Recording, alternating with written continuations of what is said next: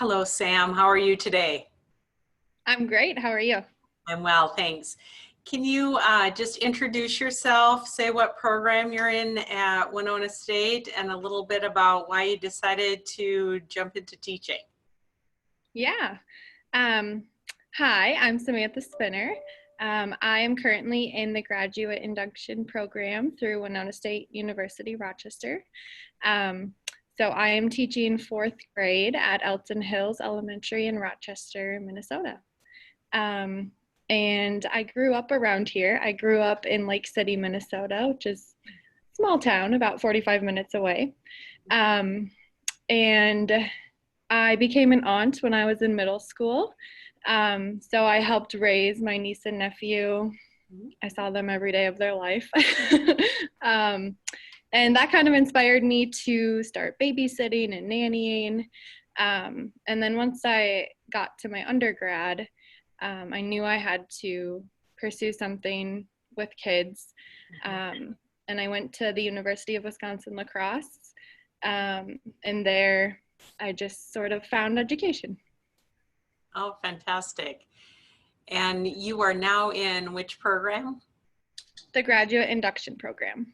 All right. Well, I'm so thrilled that you were able to visit with us. Today is March 26th. I always feel like we need to say this as we're in the middle of this COVID-19 thing, and Yeah. what we say today might be different in tomorrow or actually in 10 minutes, who knows. Right. So I'm glad you could take some time out of your busy schedule.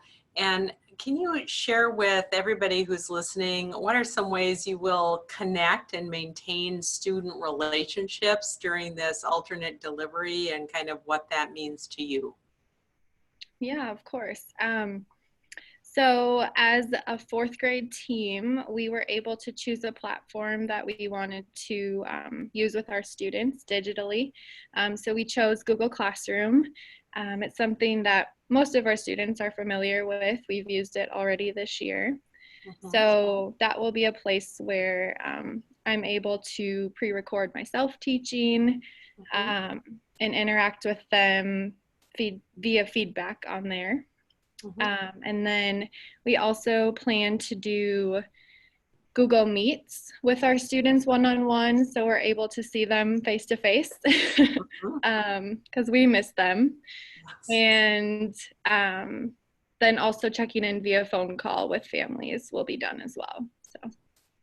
Yeah, it is hard, isn't it? It's such a different way to do this when we kind of go into this work because we like being around people, right? I know, it's crazy. So tell me how you prepared for this situation and how you prepared your students. It feels like there was no way to prepare. I mean, I for sure didn't learn how to do this in my undergrad. So I already felt unprepared coming into all of this. But I think as a school, as a community, we've all just come together so well. And no matter what, we're putting our kids' needs first, and that's all that matters. So we just take it day by day, and we continually get updates and things we can do to help our kids, and we just take it from there. Yeah, it is a tough situation. So what are some of the things that kind of went through your head and the life circumstances of your students that you needed to consider before you decided how you were going to engage and keep them engaged during this time? Yeah, I have a very diverse classroom. I have 7 different countries and languages represented in my room. So I knew that communication was going to be huge.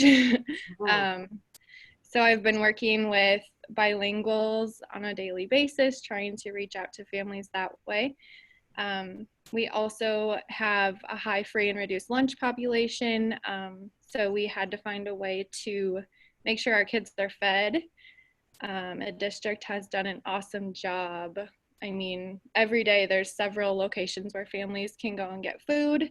It doesn't matter who you are, you just show up and you get fed. And then we also considered the technology piece, since that's how we're communicating. So we have passed out technology to anyone who did not have it before so that they're able to do that learning.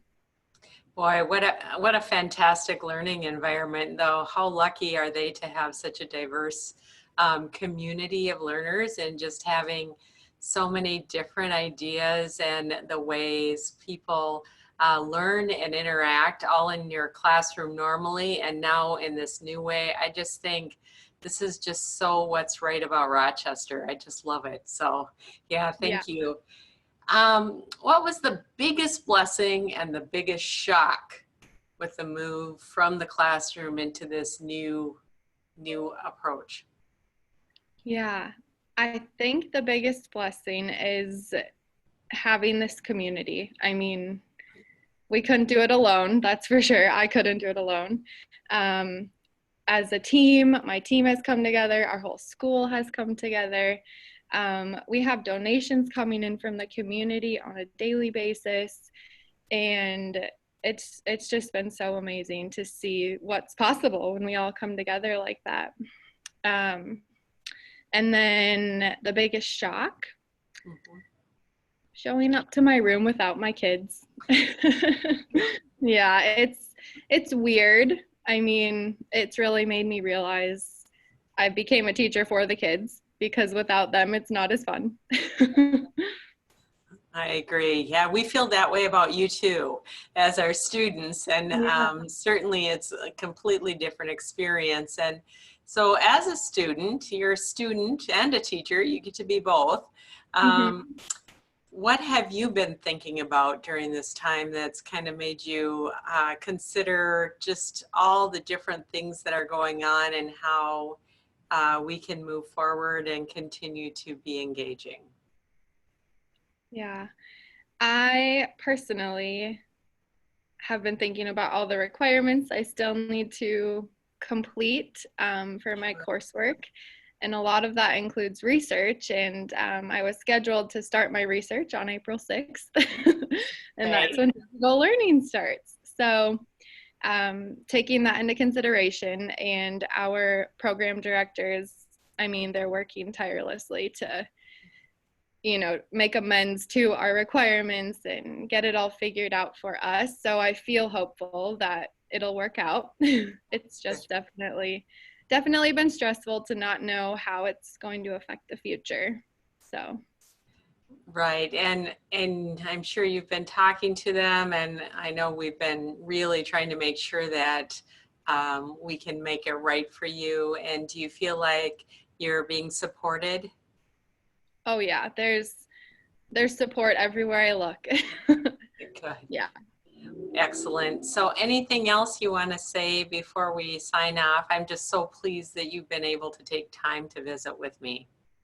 Yeah, well, first of all, thank you for having me.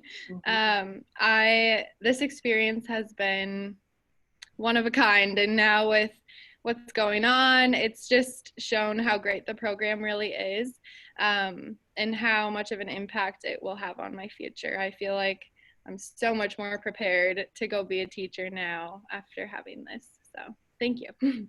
Well, fantastic. I'm very proud of you, and I just think the teaching profession will be very fortunate to have you. So this is fantastic. Thank you. Well, thank you so much.